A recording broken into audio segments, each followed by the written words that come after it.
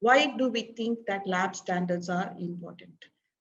To start off, I would like to give a story about the Madame Marie Curie.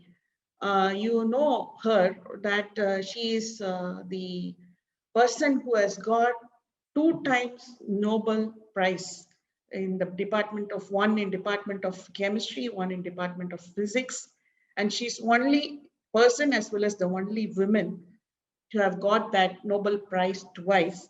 And, she did a really breakthrough discovery in terms of, about the polonium, radium, and the theory of radioactivity.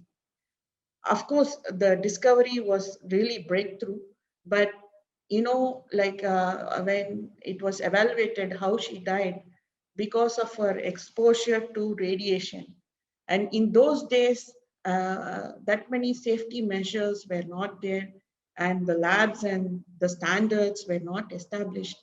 And we also hear some kind of incidents or injuries, fire and explosions happening around our area, be it Bangalore or Mumbai or outside India. So these kind of incidents alerts people to look into the safety very thoroughly. We want to have a safe and hazard free environment. So these kind of incidents also alerts people that the existing standards are still not sufficient, means we need to strengthen our safety and quality standards.